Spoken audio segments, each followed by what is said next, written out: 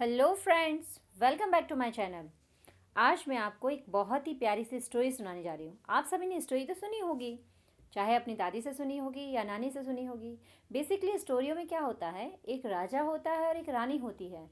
लेकिन मेरी जो आज की स्टोरी है उसमें ना तो राजा है और ना ही रानी है, बल्कि एक राजकुमारी की कहानी है। तो किस किस को सुननी है? तो सभी जिसको सुननी है वो मेरे चैनल को सब्सक्राइब कीजिए। ओके। सो सबसे पहले मैं आपको ये बताना चाहती हूँ कि जो राजकुमारी है उसका नाम है एन फ्रैंक, और ये क्लास 10 की इंग्लिश लिटरेचर की लेसन 4 है, जिसका नाम है from the diary of Anne Frank.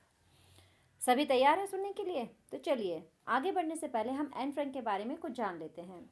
Anne Frank was a young Jewish girl. Anne Frank एक यहूदी लड़की थी, ठीक है। She lived with her parents in Germany and she was born in Germany, okay, on 12 जून 1929। 12 जून 1929 को वो पैदा हुई थी और वो जर्मनी के फ्रैंकफर्ट में पैदा हुई थी, ठीक है।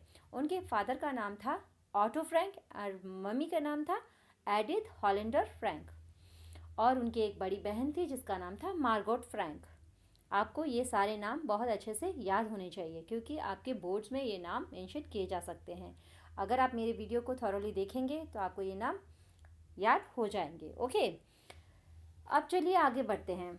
अब उनका परिवार पूरा जर्मनी में रह रहा था, ठीक है। अब क्या होता है कहानी में, तो ऑटो फ्रैंक का जो फैमिली है पूरा, वो हिटलर के अत्याचार से बचने के लिए कहाँ पर शिफ्ट होता है? एम्स्टर्डम में। एम्स्टर्डम में शिफ्ट हो जाता है, और वहाँ पर जर्मनी में जहाँ पर ये बॉर्न होती है वहाँ पर जर्मनी में हिटलर का शासन होता है। अब हिटलर कौन था? हिटलर एक पॉलिटिशियन था और एक डेमोक्रेटिक इलेक्शन के बाद इन 1932 और ये नाजिस का लीडर बन जाता है, ठीक है। तो जर्मनी जब 1940 में नीदरलैंड पर अटैक करती है और उसको कैप्चर कर लेती है, तो इसका अत्याचार और बढ़ता जाता है क्योंकि नीदरलैंड में बहुत सारे यहूदी होते हैं और जो हिटलर है वो जूइश लोगों के खिलाफ होता है, उनको वो पसंद नहीं करता, उनको लेकर कॉन्सेंट्रेशन कैंप में डाल देता था जहाँ पर उनकी मौत हो जाती थी अधिकतर लोगों की, ठीक है। तो वे लोग, ऑटो फ्रैंक का जो परिवार है वो एम्स्टर्डम में सेटल हो जाते हैं। एम्स्टर्डम क्या है? कैपिटल ऑफ नीदरलैंड, ठीक है।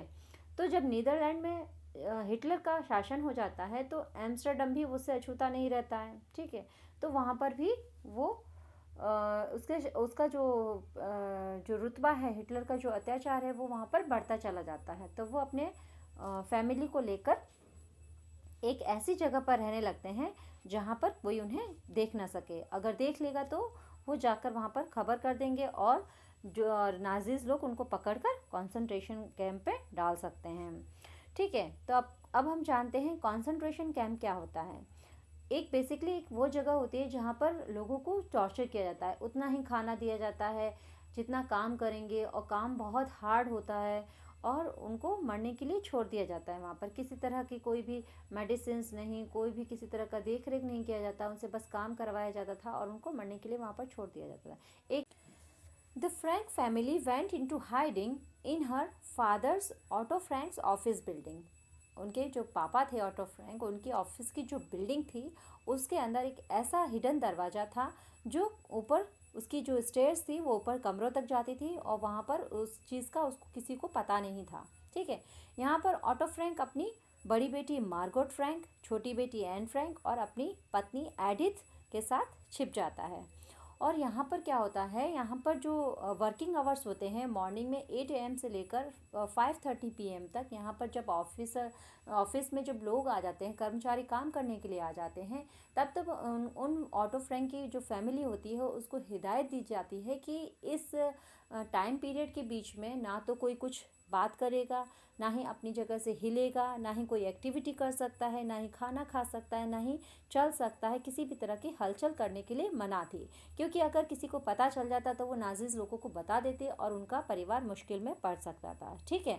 तो इस तरह का जीवन उन्हें यापन करना पड़ा था, और लगभग इन्हें 25 महीने तक इन लोगों को इस तरह का जीवन अपना बिताना पड़ा था, ठीक है। कोई भी एक्टिविटी नहीं कर सकते, इवन फ्लश भी नहीं कर सकते थे, बात भी नहीं कर सकते, पानी भी नहीं बहा सकते थे, और नहा भी नहीं सकते, मतलब किसी तरह का भी कोई भी काम नहीं कर सकते, दिन में खाना भी नहीं बना सकते थे इवन, ठीक है। There was an another family that was van family, ठीक है, और उनका एक लड़का था पीटर वैन जो कि एन फ्रैंक का फ्रेंड था, ठीक है। They had there for 25 months, वहाँ पर वे 25 महीने के लिए छुपते हैं। Their non Jewish friends gave them food, वहाँ पर ऑटो फ्रैंक के बहुत सारे नॉन जूइश फ्रेंड्स भी थे जो उन्हें खाना वगैरह दूसरी जो नेसेसरी थिंग्स थी वो प्रोवाइड करते थे।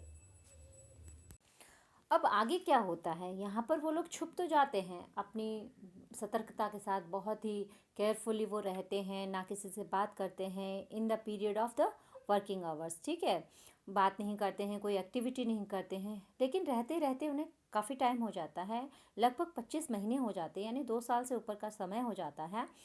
उसी बीच में Anne had started writing her diary before going into the hiding, छुपने से पहले उसने एन ने स्टार्टेड की थी राइटिंग करना, डायरी एक लिखना शुरू किया था।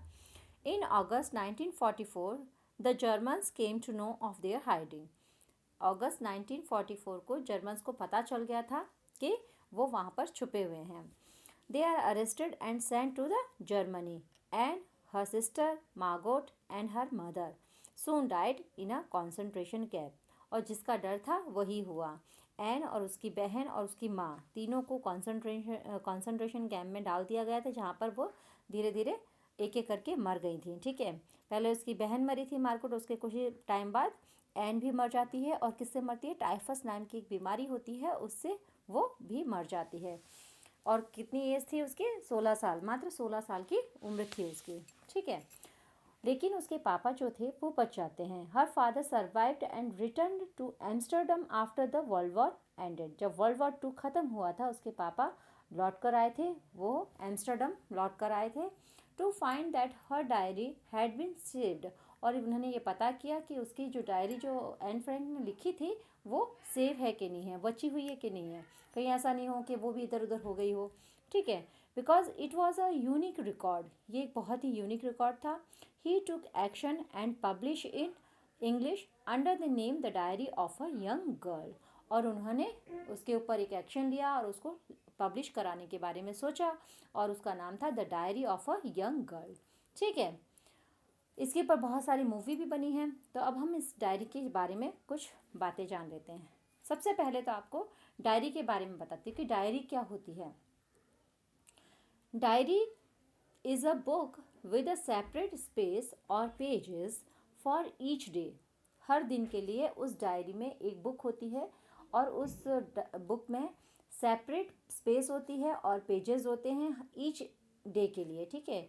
इन which you write down your thoughts and feelings, जिसके अंदर आप अपनी थॉट्स लिख सकते हैं, आप अपने फीलिंग्स लिख सकते हैं, और what has happened on that day, ठीक है। जैसे 1 जनवरी है, वो डायरी उस पेज के ऊपर 1 जनवरी लिखा हुआ है, तो 1 जनवरी के में आपके साथ में क्या क्या हुआ है, कुछ अच्छा हुआ है, कुछ बुरा हुआ है, ठीक है। तो वो सारे थॉट्स और वो बहुत सारी सी फीलिंग्स जो आपने उस दिन में महसूस की है वो आप उसके अंदर लिख सकते हैं, तो इसी को ही डायरी बोलते हैं। तो अब ये डायरी एन फ्रैंक को किसने दी, इसके बारे में भी थोड़ी सी बात कर लेते हैं।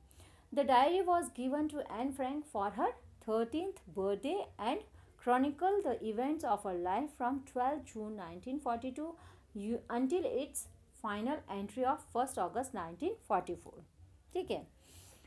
जब तक वो कॉन्सेंट्रेशन कैंप में नहीं ले जाई गई थी तब तक के सारे रिकॉर्ड्स उसने इस डायरी में लिखे थे, सारी हैपनिंग्स लिखी थी, सारे मोमेंट्स लिखे थे, सारी फीलिंग्स लिखी थी, उसके साथ क्या होता है, उसे क्या अच्छा लगता है, क्या अच्छा नहीं लगता, उसने सारे इवेंट्स इसके अंदर लिखे थे जब तक वो कॉन्सेंट्रेशन कैंप में नहीं गई थी तब तक के, ठीक है।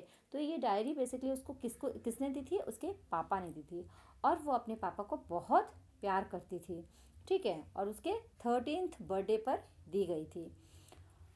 आगे बढ़ देखते हैं। It was translated in many languages and became one of the world's most widely read books, ठीक है, दुनिया की सबसे ज़्यादा पढ़ी जाने वाली बुक बनी, और इसको कई भाषाओं में ट्रांसलेट किया गया था। There have also been several films, television and several an opera based on diary, ठीक है, बहुत सारे ओपेरा में, थिएटर में भी बहुत सारे प्लेस भी हुए और बहुत सारी फिल्म भी बनी, लाइक कौन कौन सी फिल्म है, मूवी, जैसे कि एक मूवी मैंने देखी है the diary of Anne Frank, बहुत अच्छी मूवी है, आप भी जाकर देख सकते हैं, देख भी सकते हैं, यूट्यूब में सर्च भी कर सकते हैं, गूगल कर सकते हैं, कुछ भी कर सकते हैं, आप देख सकते हैं। बहुत ही इंटरेस्टिंग मूवी है, आपको बहुत अच्छा लगेगा, कुछ इंस्पिरेशन मिलेगी आपको उससे, ठीक है। Anne Frank has become one of the most renowned and discussed of the Holocaust victim. Holocaust का मतलब होता है प्रलय, मतलब जो ये हिटलर का जो शासनकाल था, बहुत ही गंदा शासनकाल था, बहुत ही क्रूरता वाला शासनकाल था, ठीक है। तो ये बहुत ही मतलब मोस्ट रिनाउंड, बहुत ही प्रसिद्ध और सबसे डिस्कस करने वाला ये विक्टिम बनी एन फ्रैंक, ठीक है। आपके बिफोर यू रीड का पेज पर जितना भी आपको इम्पोर्टेंट इन्फॉर्मेशन थी वो मैंने आपको दे दी है। और पेज नंबर 49 में आपको देखिए, पेज नंबर 49 में आपको बताया गया है, do you keep a diary, give below under A are some terms. यहाँ पर ए और बी टर्म्स दिए गए हैं आपको, और इसको आपको मैचिंग करना है कि जर्नल क्या होता है, डायरी क्या होता है, लॉग क्या होता है और मेमोरीज क्या होता है, ठीक है। तो मैं आपको नोट डाउन करा देती हूँ। तो आपका जब सबसे पहला है जर्नल, जर्नल का आपका होगा बी सेक्शन का second, a full record of a journey, a period of time और an event written every day, okay. Second है आपको सेक्शन ए में डायरी, डायरी का होगा आपका सेक्शन बी का फर्स्ट, अ बुक, देखिए मैं आपको मार्क करा दे रही हूँ, ये है आपका फर्स्ट, इसका होगा सेकेंड, डायरी का होगा ये, और लॉग का होगा सबसे नीचे वाला ये वाला, एंड मेमोरीज का होगा ये, ठीक है। आप इसे नोट डाउन कर सकते हैं। अब नेक्स्ट है आपका सेकेंड वाला, here are some entries from personal records. आपको कुछ लाइंस दी गई है और उसके अकॉर्डिंग आपको बताना है कि डायरी है, लॉग है, जर्नल है या मेमोरीज है, okay. I woke up very late today and promptly got a scolding from mom, I can't help it, how can I miss the FIFA world cup matches. तो ये क्या है, ये हम अपनी ये मेमोरीज़ है और ये इवेंट है जो हैपन हो चुका है, तो ये हम सब डायरी में लिख सकते हैं। तो यहाँ पर आंसर में आपको फिल इन द ब्लैंक्स में आपको डायरी लिखना होगा, ठीक है, DIARY। मेरी राइटिंग थोड़ी अलग आ रही है बट आप समझ रहे हैं तो आप लिख लीजिएगा, ओके। नेक्स्ट है आपका 10:30 AM went to the office, 1 PM had lunch with chairman, 5:45, ये एक रिकॉर्ड है, ठीक है। तो यहाँ पर हमने पहले पढ़ा था थर्ड में, लॉग का क्या होता है, a written record of events, ठीक है। तो यहाँ पर आपको लॉग लिखना है, ये आपका लॉग हो गया, सेकंड का आपका हो गया लॉग, ओके। मैं आपको थोड़ा रफली बता रही हूँ, आप अच्छे से लिख लीजिएगा। नेक्स्ट है आपका थर्ड, थर्ड में हमारा है the ride to Ooty was uneventful, we rested for a while every 50 kilometre और सो। और ये क्या है, ये हमारी जर्नी है, ठीक है, हम कहीं गए हैं, उसके बाद हमने क्या क्या इवेंट्स हुए हैं, हमने एक के बाद एक क्या क्या किया है, तो ये सारा रिकॉर्ड्स है, तो ये हमारा होगा जर्नल में, ओके। जर्नल होता है आपका a full of records of journey, ठीक है। तो यहाँ पर आपको लिखना पड़ेगा journal, okay, like JOURNAL, got it. Next है फोर्थ, तो आपका मेमोरीज बचा, और ये देखो मेमोरीज ही है, this is how Raj Kapoor found me, all wet and ragged outside RK studio, ये सारी मेमोरीज है, ठीक है, जो पहले घटित हो चुकी है, ठीक है। मेरा नाम जोकर जो मूवी थी उसकी, तो यहाँ पर आपको ऑब्वियसली मेमोरीज लिखना है, यहाँ पर ये आपका ये बनेगा मेमोरीज का पार्ट। तो ये फोर्थ वाले सेंटेंस में आपको यहाँ पर मेमोरीज लिखना है, ओके। अब हम आगे बढ़ते हैं हमारे पेज नंबर 50 पर। यहाँ से हमारी स्टोरी शुरू होती है, इसमें हमें वो पता चलता है कि हमारी जो राजकुमारी है वो क्या करती है, उस डायरी को वो क्यों अपना बेस्ट फ्रेंड मानती है, वो सब हमें बातें यहाँ पर पता चलेगी, okay. Let's start. Writing in a diary is a real strange experience for someone like me. वो अपना एक्सपीरियंस बताती है कि डायरी को लिखना उनके लिए एक बहुत ही अच्छा एक्सपीरियंस था, ठीक है, एक अद्भुत एक्सपीरियंस था। खाली यही नहीं कि वो इससे पहले कभी उन्होंने डायरी लिखी नहीं है, इसलिए नहीं, क्योंकि वे अपने डायरी को अपना एक बेस्ट फ्रेंड मानती हैं और वे समझती हैं कि लोगों से ज़्यादा पेपर में बहुत ही पेशेंस होता है।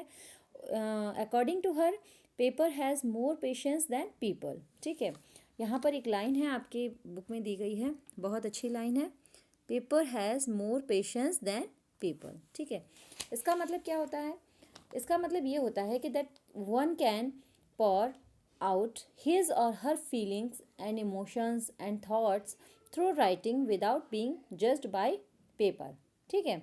यहाँ पर कोई भी व्यक्ति है या वो लड़का है या वो लड़की है, वो अपनी फीलिंग्स, अपने इमोशंस, अपने विचार जो भी है, किसके बारे में वो क्या सोच रहे हैं, तो वो अपना राइटिंग में लिख सकते हैं विदाउट एनी जजमेंट, ठीक है।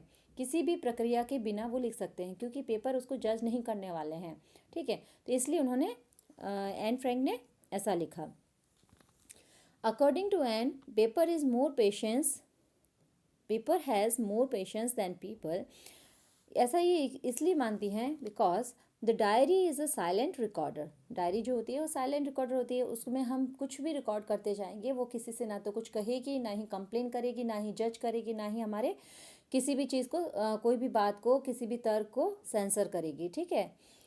और उसके थॉट्स को भी वो, क्योंकि diary is a non judgemental and patience, उसके अंदर पेशेंस होता है। On the other hand, people rarely listen and constantly censor her whenever she talks. और लोग जो होते हैं, जब वो बात करती है तो लोग जो उसकी बातों को सेंसर कर देते हैं, उसको काट छाट देते हैं, उसको सही करने की कोशिश करते हैं, उसकी बात को मना कर देते हैं, रिफ्यूज़ कर देते हैं। इसी तरह वो मानती है कि लोगों को में विश्वास नहीं करती है, और उसका मानना ये है कि डायरी मोर फेथफुल होती है उनके लिए, ठीक है।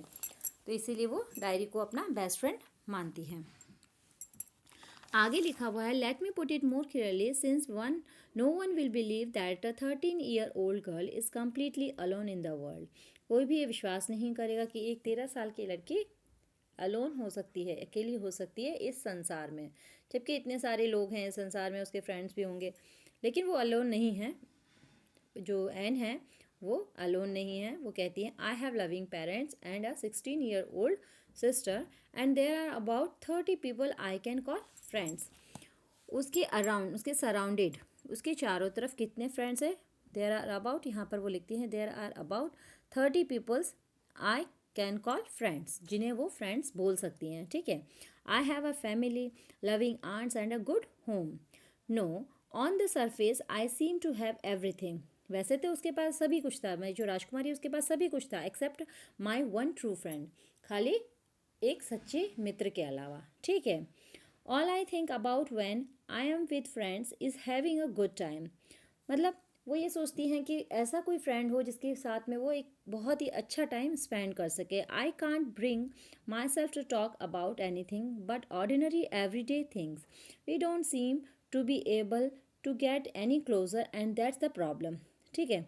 मतलब वो ये चाहती है, उनकी भावनाएं ये हैं कि वो किसी फ्रेंड के साथ इतनी क्लोज नहीं हो सकती हैं जितनी कि वो पेपर के साथ क्लोज हो सकती हैं। वो अपनी इमोशंस खुलकर बता सकती हैं, डायरी में लिख सकती हैं, जितनी वो किसी इंसान के साथ में क्लोज नहीं हो सकती हैं। हो सकता है वो गलत तरीके से ले ले सामने वाला इंसान, ठीक है। तो इसीलिए उन्हें इतना बिलीव नहीं था, इसीलिए वो एक सच्चा दोस्त ढूंढ रही थी, ठीक है। We don't seem to be able to get any closer and that's the problem, और यही उनकी प्रॉब्लम थी। Maybe it's my fault, वो खुद की फॉल्ट ही खुद की ही गलती बताती हैं। That we don't confide in each other, हम जो भी उनका फ्रेंड होता था वो एक दूसरे में इतना विश्वास नहीं होता था कि उन्हें एकदम कम्प्लीटली विश्वास हो जाए कि वो उनकी बातें किसी को नहीं बोलेंगे, ठीक है। तो ये चीज़ वो किसी में ढूंढ रही थी। In any case, that's just how things are, and unfortunately that's are not liable to change. This is why I have started the diary, और यही एक बड़ा रीज़न था कि उन्होंने डायरी लिखना शुरू किया, ठीक है। जैसे आमतौर पे हम सभी के फ्रेंड्स होते हैं तो उनका एक पर्टिकुलर नाम होता है, जैसे राम, सीता, एक्सेट्रा एक्सेट्रा, ठीक है। तो जब एन जो थी, उन्होंने अपनी डायरी को अपना बेस्ट फ्रेंड माना तो उन्होंने भी उसका नाम देना सही समझा, ठीक है। तो उसका नाम उन्होंने क्या दिया, किटी। तो उनकी डायरी का नाम था किटी। अब वो अपनी डायरी स्टार्ट करती हैं लिखना, ठीक है। तो उस डायरी में स्टार्टिंग करती, जैसे हम किसी के साथ में हम फ्रेंडशिप करते हैं तो सबसे पहले हम अपना ब्रीफ इंट्रोडक्शन देते हैं कि नहीं देते, कि my name is this and I am 16 year old या वॉट एवर। तो वो भी यही करती हैं, वो भी अपनी डायरी को अपना इंट्रोडक्शन देती हैं छोटा सा, ठीक है। तो देखते हैं क्या देती हैं। सबसे पहले वो अपने ब्रीफ इंट्रोडक्शन में लिखती हैं, my father the most adorable father I have ever seen. यहाँ से उनका इंट्रोडक्शन शुरू होता है, वो अपने बारे में, अपने फैमिली के बारे में स्टार्ट करती हैं लिखना, ओके। तो जैसे जैसे मैं अंडरलाइन कर रही हूँ, आप भी उन्हीं लाइनों को अंडरलाइन करिए, क्योंकि वो बहुत ही इंपॉर्टेंट लाइनें हैं और वो याद करने लायक हैं, ताकि आपके बोर्ड्स में आ सके और आपको याद भी रह सके, ठीक है। वे आगे बोलती हैं, my father the most adorable father, वो अपने फादर से बहुत प्यार करती हैं। Didn't marry my mother until he was 36, जब तक वो 36 के नहीं हो गए तब तक उन्होंने अब शादी नहीं की। और उनकी मम्मी कितने साल की थी, शी वॉज 25, वो 25 की थी, ठीक है। My sister Margot was born in Frankfurt in Germany in 1926 में उनकी बड़ी बहन का जन्म हुआ था। And I was born on 12 जून 1929, ठीक है, जो मैं पहले ही आपको बता चुकी हूँ। I lived in Frankfurt until I was 4, जब तक वो 4 साल की थी तब तक वो कहाँ रहती थी, फ्रैंकफर्ट में, ठीक है। My father emigrated to Holland in 1933, my mother Edith Hollander Frank, उनकी माँ का नाम है, और ये आप अंडरलाइन कर सकते हैं, याद करने की है कि उनकी मम्मी का नाम एडिथ हॉलेंडर फ्रैंक था, ठीक है। और उनकी बहन का नाम था Margot Frank. Went with him to Holland, वो मम्मी उनके पापा के साथ जब हॉलैंड गए तो वो वहाँ पर शिफ्ट हो गई, और ये दोनों बच्चियाँ कहाँ रह गई, अपनी ग्रैंड मदर के पास में, ठीक है। अब वो जो हमारी राजकुमारी थी, एन थी, वो अपनी ग्रैंड मदर से बहुत प्यार करती थी, बहुत अटैच थी, क्योंकि उन्होंने अपना चाइल्डहुड उनके साथ ही गुजारा था, ठीक है। नेक्स्ट है, Margot went to Holland in December and I followed in February, ठीक है। फिर धीरे धीरे मार्गोट को भी उसके मम्मी पापा ले गए, और धीरे धीरे फिर उनको एन फ्रैंक को भी वो उसके मम्मी पापा हॉलैंड लेके चले गए। I started right away at the Montessori nursery school, I stayed there until I was 6, ठीक है। वो वहाँ पर कब तक रही, जब तक वो 6 साल की थी। Eight which time I started in the first standard में वो उठ गई थी, मतलब आ गई थी। In the 6th form my teacher was Mrs cuprous, उनकी जो टीचर थी, जो हेड मिस्ट्रेस थी, मिसेस क्यूपरस, उनके स्कूल में, वो उनसे बहुत ही अटैच थी और दोनों में बहुत अच्छी बॉन्डिंग थी। At the end of the year we were both in tears as we said a heartbreaking farewell, जब वो वहाँ उस स्कूल से जाने लगी थी, उनका फेयरवेल हुआ था, तब दोनों की आंखों में बहुत टीयर्स थे एक दूसरे की बिछुड़ने के लिए, ठीक है। नेक्स्ट है, in the summer of 1941 grandma fell ill and had to have an operation. 1941 में ग्रैंडमा बहुत बीमार पड़ गई थी और उनका ऑपरेशन हुआ था। So my birthday passed with a little celebration, थोड़े से ही सेलिब्रेशन के साथ में जो राजकुमारी एन थी हमारी, उनका बर्थडे मनाया गया था, ठीक है। बहुत बड़ा ग्रैंड सेलिब्रेशन नहीं किया गया था, क्योंकि ग्रैंडमा की तबीयत ख़राब थी। ग्रैंडमा डाइड इन जनवरी 1942, ठीक है। 1942 में ग्रैंडमा मर गई थी। तो 1942 में जब इनका बर्थडे पड़ा था जून में, तो उस वक्त इन्होंने अपने ग्रैंडमा के लिए एक कैंडल उनकी मतलब शांति के लिए भी लगाई थी। विद द रेस्ट, उन्होंने उनकी शांति के लिए भी अपने कैंडल के साथ में एक कैंडल ग्रैंडमा के लिए भी लगाई थी, okay. Next, the four of us are still doing well, and that brings me to the present date of 20th June 1942 and the solemn dedication of my diary, ठीक है। ये अब आगे वो डायरी में अपने क्लास के बारे में बताती हैं, क्लासमेट्स के बारे में, प्रिंसिपल के बारे में, कौन कौन टीचर्स थे, इन सब के बारे में वो बताती हैं, वो क्लास में क्या क्या करती थी और उनके साथ क्या क्या होता था। ये सारी एक्टिविटीज़, सारे इवेंट्स वो इसमें बताती हैं। Our entire class is quaking in its boots, the reason of course is the forthcoming meeting in which the teachers decide who will move up to the next form and who will be kept back. और scene क्या था, ये school का scene था। यहाँ पर सभी बच्चे अपने शोर कर रहे थे और एक हलचल मची हुई थी उनके मन में। वो हलचल क्यों थी? क्योंकि टीचर्स ये डिसाइड करने वाली थी कि कौन बच्चा आगे प्रमोट होगा और कौन उसी क्लास में वापस रह जाएगा। ठीक है, तो सभी बच्चों के अंदर एक खलबली मची हुई थी। ठीक है, क्योंकि सभी जानता है, हर बच्चा अपने मन में जानता है कि हम कितने होशियार हैं, हमने एग्ज़ाम में कितना अच्छा किया है और कितना बुरा किया है। ठीक है, तो इसी वजह से वो अपने मन में सभी डर रहे थे। बट एन भी डर रही थी, लेकिन वो इतना नहीं डर रही थी, उसको कॉन्फिडेंस था। हाँ, उसको एक चीज़ में, एक सब्जेक्ट में थोड़ा सा डाउट था। वो किस सब्जेक्ट में था हम आगे जानेंगे। ठीक है, नेक्स्ट है there are so many dummies that about a quarter of the class should be kept back, but teachers are the most unpredictable creature on earth. जो एन है वो सोचती हैं कि मेरी क्लास में बहुत सारे डमीज़ ऐसे हैं, बहुत सारे बुद्धू फुद्दू लड़के लड़कियां ऐसी हैं जो यहाँ पर वापस रहने वाली हैं, वो आगे प्रमोट नहीं होंगी। ठीक है, लेकिन टीचरों का कोई भरोसा नहीं है, वो कुछ भी कर सकती हैं, एंड मोमेंट पे वो कुछ भी बोल सकती हैं। ठीक है, तो वे टीचर्स को क्या बताती हैं? अनप्रडिक्टेबल क्रिएचर ऑन अर्थ, वो टीचर्स को ये कहकर कहती हैं। ठीक है, आई am not so worried about my girl friends and my self. वो अपनी गर्ल जो महिला मित्र होती हैं उनके बारे में वो बहुत श्योर होती हैं कि वो, और अपने बारे में भी श्योर होती हैं कि वो आगे प्रमोट हो जाएंगी। We will make it. ठीक है, हम आगे प्रमोट हो जाएंगे। The only subject I am not sure about this is maths. मैंने कहा था कि वो एक सब्जेक्ट में उनको डाउट था, वो क्या था? मैथ्स। हमारी जो राजकुमारी है एन, उन्हें मैथ सब्जेक्ट सबसे ख़राब लगता है, उसमें इंटरेस्ट नहीं आता उन्हें, और उसको पढ़ाने वाले टीचर हैं मिस्टर की सिंह, और इसी वजह से वो भी अच्छे नहीं लगते हैं उन्हें। ठीक है, और फिर लगभग जब उनका पीरियड आता है तब वो बातें करती रहती हैं, अधिकतर वो बातें करती हुई ही पाई जाती हैं। जब हम लोग भी बात करते हैं क्लास में, तो टीचर ऑब्ज़र्व करते हैं और हमें पनिश करते हैं, क्योंकि हम रूल्स को तोड़ते हैं कि क्लास में जब टीचर पढ़ाते हैं तो बात करना अलाउ नहीं होता है। तो उसी तरह से हमारी जो राजकुमारी है उनको भी एक पनिशमेंट दी जाती है, और मिस्टर की सिंह जो होते हैं वो उनको पनिशमेंट के तौर पर बोलते हैं एक ऐसे लिखने के लिए। और वो ऐसे का सब्जेक्ट क्या होता है? अ चैटर बॉक्स। चैटर बॉक्स मतलब जो बहुत बात करता है, यानी कि एन भी बहुत बात करती है इस क्लास में, तो इसी के ऊपर वो ऐसे लिखने के लिए कहते हैं। ठीक है, अब वो पनिशमेंट मिली है तो उन्हें पूरा तो करना पड़ता है। जब वो घर पहुंच जाती हैं और अपना सारा होमवर्क कर लेती हैं, तब उनकी नज़र इस ऐसे पर पड़ती है।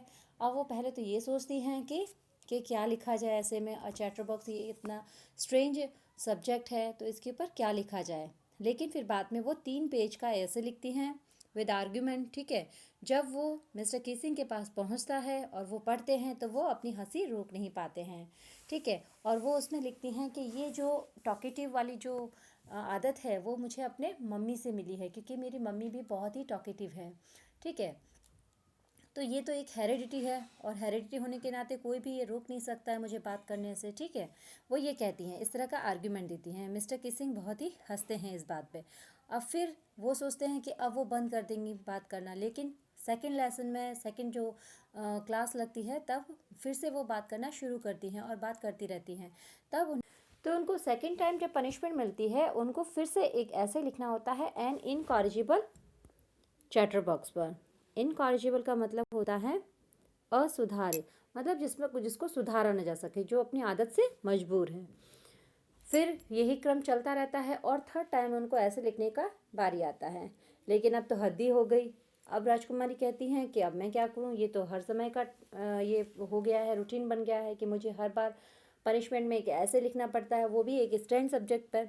अब उन्होंने क्या किया? अब उन्होंने सोचा कि अब मैं इसको एक अलग तरीके से लिखकर मैं सर को दूंगी। ठीक है, जो थर्ड टाइम जब उनको जो पनिशमेंट का जो सब्जेक्ट मिला वो था quack quack quack said mistress chatterbox. तो इसके ऊपर उन्हें अपना ऐसे लिखना था। जैसे ही पूरी क्लास ने ये सब्जेक्ट सुना तो सभी हंसने लगे, ज़ोर ज़ोर से हंसने लगे। ठीक है, लेकिन अब वो राजकुमारी जो एन है वो कहती हैं, it was time to come up with something else, something original. My friend Ann, who is good at poetry, offered to help me write the essay from beginning to end in verse and I jumped for joy. जब उनका खुशी का ठिकाना नहीं रहा, जब उनकी जो फ्रेंड थी सैन, उन्होंने कहा कि वो पोइट्री में बहुत अच्छी हैं और अब की बार तुम ऐसे पोइट्री में लिख कर दो। ठीक है, तो उन्होंने उनकी मदद से, अपनी फ्रेंड की मदद से पूरा ऐसे एक पोइट्री के अकॉर्डिंग लिखा। पोइट्री के जैसे कोई गीत कविता लिखते हैं उसी तरह से उन्होंने अपना ऐसे लिखा, लेकिन बहुत ही अच्छे वे में। ठीक है, इस बार आर्ग्यूमेंट वगैरह था लेकिन बहुत ही फ़नी और बहुत ही अच्छे वे में था। ठीक है, mister Keesing was trying to play a joke on me with this ridiculous subject. जो मिस्टर कीसिंग हैं वो उनको एक रिडिकुलस सब्जेक्ट बार बार देते हुए वो मुझ पर जोक करते हैं, मुझे फ़नी समझते, हंसने वाला पात्र बना देते हैं। But I make sure the joke was on him. अब की बार जो मैंने लिखा है वो उनके ऊपर जोक होगा। ठीक है, वो इस तरह से करना चाहती थी। I finished my poem and it was beautiful. बहुत ही सुंदर पोएम लिखी थी उन्होंने। It was about a mother duck and a father swan with 3 baby ducklings who were bitten to death by the father because they quacked too much.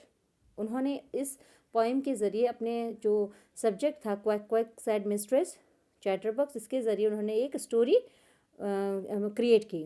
उसमें क्या था, एक मदर डक थी, एक फादर स्वान थे और उनके 3 बेबी डकलिंग्स थे। ठीक है, बच्चे थे।